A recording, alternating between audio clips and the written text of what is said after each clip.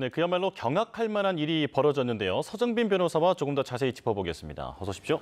안녕하십니까. 네, 자, 앞서 신기혜 기자가 지금 사건 개요를 쭉 설명해 줬는데 아들 집에서 총을 쏴서 아들을 살해하고 그리고 자신의 집에는 폭발물까지 설치를 했단 말입니다. 지금 이 살해 이유 같은 건 아직 모르는 상황이죠? 네, 아직까지 경찰에서 수사를 하고 있는 내용이고 실제로 어떠한 동기에서 이런 사건을 저질렀는지 범행을 저질렀는지에 대해서는 아직까지는 확인되지 않은 상황으로 보이긴 합니다.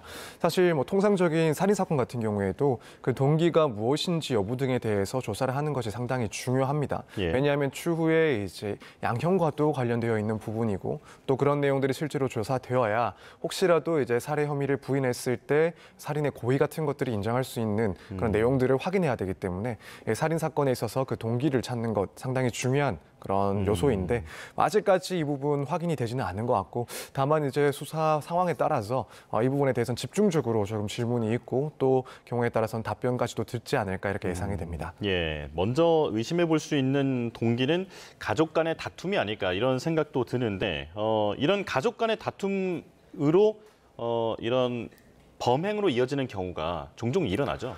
네, 간혹 발생할 수는 있습니다. 이제 물론 살인 사건 같은 경우에는 여러 유형들이 있긴 하겠지만 많은 경우에는 우발적으로 발생하는 경우들이 대부분이긴 합니다. 예. 특히나 이제 가족 사이에서 그런 갈등이 있을 때 아무래도 모르는 일면식도 없는 사람들보다는 이런 살인 사건 그리고 폭력적인 상황이 발생할 수 있는 가능성이 있다 보니까 실제로 살인 사건이 가족 사이에서도 이루어지는 경우들이 종종 있긴 합니다. 다만 이제 이 사건 같은 경우에는 상당히 좀 특이하다라고 볼 수 있는 게 지금까지의 정황들을 봤을 때 우발적이라고 보이는 그런 살인 사건이라고는 평가하기 상당히 힘들 것 같습니다. 네. 지금 범행 도구도 이미 소지를 하고 있던 그런 사제총이었고 또 이후에 도주를 했다라는 그런 정황이라든가 혹은 심지어 자신의 자택에 폭발물을 또 설치했다라는 내용들을 봤을 때 네. 통상 가족들 사이에서 이루어질 수 있는 그런 우발적인 사고 혹은 사건이 아니라 상당히 계획적으로 이루어진 그런 사건이 아닌가. 물론 그 근본에는 뭐 갈등이 있을 수도 있긴 하겠습니다만 그것이 과연 실제로 중요한 요소가 될지는 조금 지켜봐야 될 사항이 아닐까 생각이 됩니다. 예. 자, 그러니까 사제총 이걸 만들었는지 구했는지는 아직 밝혀지지 않았습니다만 매우 특수한 물건을 아들 집까지 가져가서 총기를 발사를 해서 아들을 살해했는데 자, 우리나라는 총기 소지 자체가 불법이지 않습니까? 그런데 이런 총을 어떻게 구했을까요? 그러니까 지금 우리나라에서는 이런 사제총을 뭐 제작하거나 소지하는 것 자체가 불법이고 또 정식으로 절차를 거친 총기를 하더라도 본인의 집이 아니라 이제 경찰서, 파출소 등에 이제 보관을 하도록 되어 있는데 예. 이런 사제총을 구한 경위에 대해서도 당연히 조사가 진행이 될 겁니다. 아직까지는 어떤 식으로 소지를 하게 됐는지, 외부에서 구매를 했는지 아니면 직접 제작을 했는지 여부에 대해서는 드러나지 않은 사항으로 보이긴 합니다. 이제 뭐 경우에 따라서 두 가지 정도 생각을 해볼 수가 있을 것 같습니다. 하나는 직접 이제 불법으로 이런 사제총을 제조를 하는 방식입니다.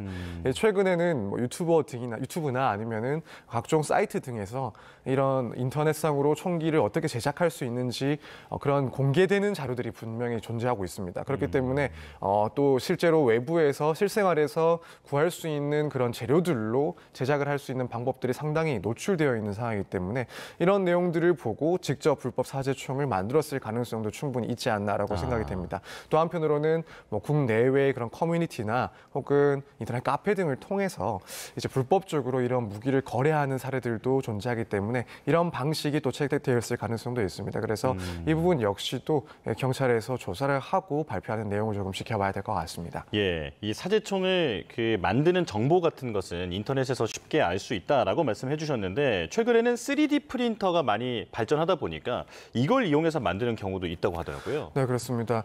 사실 이제 3D 프린터가 이제 보급이 더욱 활성화되고 그러다 보니까 이걸 이용해서 이런 총기 등을 불법적으로 만들고 혹은 개조하는 사례들도 상당히 빈번히 발생을 하고 있습니다. 네. 이제 특히나 이런 제조법들, 설명서들 혹은 사용법들 이런 것들이 아까 말씀드린 그런 유튜브라든가 혹은 관련 인터넷 사이트를 통해서 유포가 되고 또 누구든지 이것들을 쉽게 구할 수가 있다 보니까 이걸 이용해서 프린트를 사용한 그런 제작도 충분히 가능한 상황입니다. 예. 따라서 뭐 이번 사건 역시도 이런 3D 프린트를 이용해서 만들어진 것이 아닐까 이 부분 역시 조사가 돼야 되고 사실 지금 이런 사건들이 뭐 자주는 아니지만 분명히 발생하고 있고 또 앞으로 더욱 많이 발생할 수 있는 상황입니다. 그렇다면 점점 이런 불법적인 총기의 제작 역시도 용이해지고 있는 상황이기 때문에 여기에 대한 규제라든가 혹은 뭐 처벌 강화 등에 대해서도 이야기가 본격적으로 나와야 되는 시기다 이렇게 생각이 됩니다. 예. 자, 이제 미스터리한 부분 한 가지를 좀 짚어보겠습니다. 범행 동기도 아직 미공이긴 합니다만 자신의 집에 폭발물을 설치를 했단 말이죠. 그러니까 아들의 집에 가서 사제 총기로 아들을 살해하고 그 이후에 이 자신의 집에 있는 사제 폭발물은 어디에 쓰려고 했던 것인지 좀 추정되는 게 있습니까? 사실 이제 만약에 이런 사제 폭발물을 뭐 아들의 집에 설치를 했다라고 한다면 일련의 과정을 봤을 때 뭐 아들을 살해하기 위한 수단 중에 하나로 폭발물까지도 설치를 했다. 계획적으로 살인을 계획했다라고 네. 생각해 볼 수가 있을 것 같은데 지금 문제는 살인 현장과 다르게 자신의 자택에 이제 폭발물을 설치했다라고 알려지고 있습니다. 이제 그렇다면 생각을 해볼 수가 있는 게 하나는 관련해서 모든 증거들을 인멸하려고 한 것이 아닐까라고 생각을 해볼 수가 있습니다. 예컨대 이 사제총의 구입 경위라든가 혹은 사제총을 제작했다라면 그 제작한 경위 등이 지금 자택에 뭐 자료로 남아 있을 가능성이 분명히 있을 수 있습니다.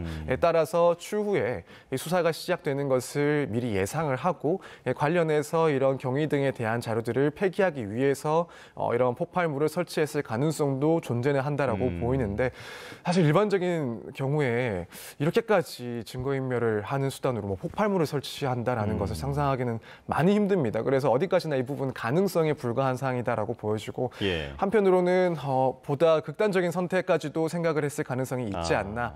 이제 본인이 이런 범행을 저지르고 자택으로 다시 도주를 한 상황에서 추후에 극단적인 그런 계획을 하고 이것을 실행하기 위한 방편으로 이런 폭발물을 설치했을 가능성 역시도 있지 않나 생각이 듭니다. 또 하나는 뭐 도무지 이제 납득하기는 어려운 그런 상황이긴 하지만 어쨌든 뭔가 반사회적인 그런 성향을 가지고 있다라고 가정을 할 때 추후에 이런 불특정한 다수에 대한 범행까지도 계획한 것은 아닌가 여기에 대해서도 경찰에서는 조금 신중하게 검토를 하고 조사를 진행해야 되지 않을까 생각이 됩니다. 예, 자, 이 남성은 서울 강남 쪽으로 도주했다가 경찰에 붙잡혔는데 앞으로의 신병 처리는 어떻게 됩니까? 일단 당연히 구속 상태가 될 것이다라고 예상을 할 수가 있습니다. 오늘이나 내일 중에 구속영장을 결국에는 검찰에서 청구를 할 것이다라고 보여지고 결과를 예측을 하자면 거의 사실상 구속은 확정이 된 사항이 아닐까라고 생각이 됩니다.